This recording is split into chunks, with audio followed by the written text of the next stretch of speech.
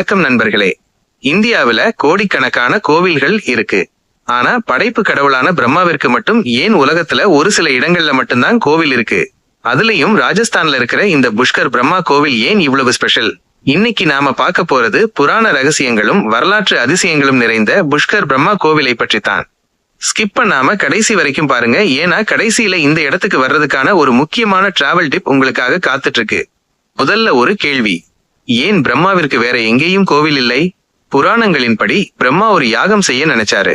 அந்த யாகத்துல அவரோட மனைவி சரஸ்வதி தேவி கூட இருக்கணும். ஆனா அவங்க வர தாமதமானதால யாகத்தை முடிக்க காயத்ரிங்கிற பெண்ணை திருமணம் செஞ்சுட்டு யாகத்தை நடத்திட்டாரு பிரம்மா. இதை பார்த்து கோபமடைந்த சரஸ்வதி தேவி, உலகத்துல உங்களை யாரும் வழிபடக்கூடாது, உங்களுக்குன்னு தனியா கோவிலே இருக்காதுன்னு சாபம் கொடுத்தாங்க. ஆனா மத்த தேவர்கள் எல்லாம் வேண்டி கேட்டுக்கிட்டதால அந்த சாபத்துல ஒரு மாற்றத்தை கொடுத்தாங்க. அதுதான் இந்த புஷ்கர். இங்க மட்டும் பிரம்மாவை மக்கள் வழிபடுவாங்கன்னு சொல்லப்பட்டது. புஷ்அப் அப்படின்னா மலர், கர் அப்படின்னா கை. பிரம்மாவின் கையில் இருந்து விழுந்த தாமரை மலர் தான் இந்த புஷ்கர் ஏரியா உருவானதுன்னு நம்பப்படுது. இந்த கோவில் சுமார் 14ஆம் நூற்றாண்டை சேர்ந்ததுன்னு சொல்லப்படுது. ஆனா இங்க இருக்கிற அடித்தளம் 2000 வருஷம் பழமையானது. சிவப்பு நிற கோபுரம், தூரத்துல இருந்தே பளிச்சுன்னு தெரிகிற அந்த சிவப்பு நிற கோபுரம் தான் இந்த கோவிலோட அடையாளம். அதுல ஹம்சம் அன்னப்பறவை சின்னம் பொறிக்கப்பட்டிருக்கும். கருவறை, உள்ளே பிரம்மா 4 முகங்களோடு பத்மாசன நிலையில் உட்கார்ந்து காட்சி தர்றாரு. அவரோட இடது பக்கம் காயத்ரி தேவியும் இருக்காங்க. வெள்ளி நாணயங்கள், கோவிலோட தரையில ஆயிரக்கணக்கான வெள்ளி நாணயங்கள் பதிக்கப்பட்டிருக்கிறத நீங்க பார்க்கலாம். இதெல்லாம் பக்தர்கள் தங்களோட காணிக்கையா கொடுத்தது. பிரம்மா கோவிலுக்கு போறதுக்கு முன்னாடி எல்லாரும் கண்டிப்பா போக வேண்டிய இடம் புஷ்கர் ஏரி.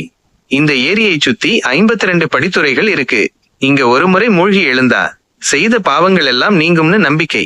குறிப்பா வராக காடா மற்றும் பிரம்ம காடா ரொம்ப முக்கியமானது.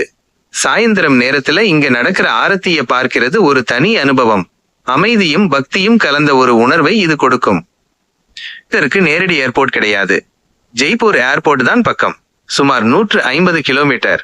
ரயிலில் வர்றவங்க அஜ்மீர் ரயில் நிலையத்துக்கு வந்துட்டு அங்கிருந்து ஒரு 15 கிலோமீட்டர் பஸ் அல்லது ஆட்டோல வரலாம். சிறந்த நேரம் அக்டோபர் முதல் மார்ச் வரை. வானிலை ரொம்ப நல்லா இருக்கும். புஷ்கர் மேளா, நீங்க கார்த்திகை மாசம் வந்தீங்கன்னா உலக புகழ் பெற்ற புஷ்கர் ஒட்டக திருவிழாவை பார்க்கலாம். லட்சக்கணக்கான மக்கள், ஆயிரக்கணக்கான ஒட்டகங்கள்னு அந்த ஊரே களைகட்டும். படைப்பு கடவுளான பிரம்மாவோட இந்த புனித தலம் ஒவ்வொரு இந்தியரும் வாழ்நாள்ல ஒரு முறையாவது பார்க்க வேண்டிய இடம். நீங்க எப்ப புஷ்கர் போக போறீங்கன்னு கமெண்ட்ல சொல்லுங்க. இந்த வீடியோ பிடிச்சிருந்தா லைக் பண்ணுங்க, உங்க நண்பர்களுக்கும் ஷேர் பண்ணுங்க.